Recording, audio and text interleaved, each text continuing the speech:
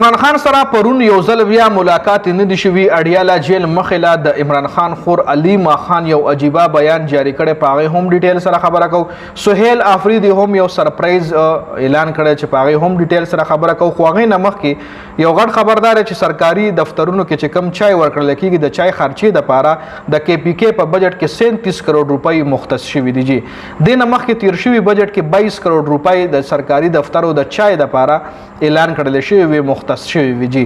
اوس کم ملګری چې زما دا ویډیو ګوري تاسو داسې چرته شوي دي چې تاسو یو سرکاري دفتر لتلی یو الته په تاسو باندې چې سکل شوي وي، لکه یو خو ستا یار دوست چرته افسر وي، چرته بابو کلر کې ته ورشه پتا چې اوس کې نو داسې چرته شوي چې یو دفتر لته تلی یو هغه د ستاسو یار دوست نه وي او پتا چې اسکلی وي، لکه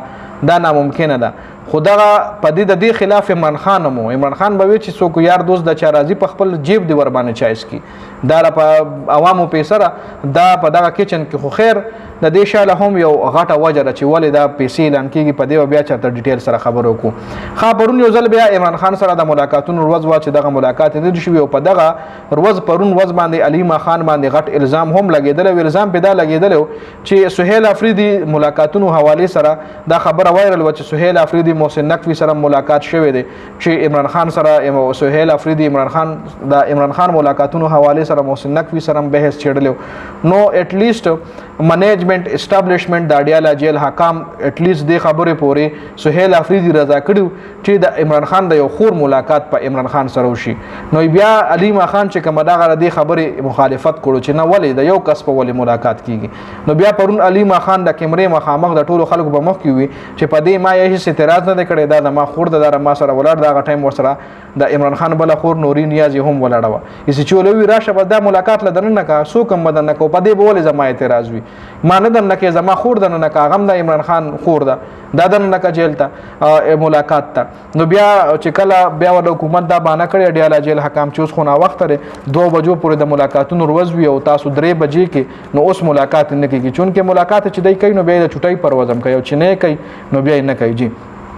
خبر علیمہ خان دا هم ویلی دي قبل زل زمون ملاقات عمران خان سره نو شنو بیا به مون فیملی والا چې کوم یو مون با آینده لایحه عمل چې کوم دی یا د مون کوم پلان دی یا احتجاج دی او بیا مون فیملی والا هغه پلان جوړو هغه لایحه عمل چې کوم دی هغه بیا مون فیملی والا جوړو پای کې بیا د پی ټی آی د لیډرشپ هیڅ کار نه وي دا دم کې هم علیمہ خان ورکړی دا. بل سهیل آفریدی هم ویلی دي چې مون په قانوني لایحه عمل اوس قانوني لاره اختیارو مونږ احتجاج کوو یا د عمران خان سره ملاقاتونو د پاره یا دغه کیسونو لګیدلو د پاره یا هغه سره ملاویدو د پاره نو مونږ به اوس سره اصل راوباسو. مونږ تر اوسه د قانون او د آئین پابندي کوله د قانون او د آئین خیال مساتلو اوس پر راتلونکي وخت کې مونږ خپل یو پلان جوړو. جی بل عمران خان او بشرا بیبي چې کې تنهایی کې ساتل شوی دا درخواست بشرا بیبي په های کورټ کې ورکړو چې په هغه باندې هم سماعت نه ده شوی او د سماعت د پاره د اگست رومنۍ هفته ورکړي چې د اگست په رومنۍ هفته کې به دغه درخواست باندې مونږه سماعت کو چې عمران خان ولې کې تنهایی کې ساتل شوی دی. جی نو په دې ویډیو کې دا اهم معلوماتو د ویډیو کتلو زیاته مننه. والسلام.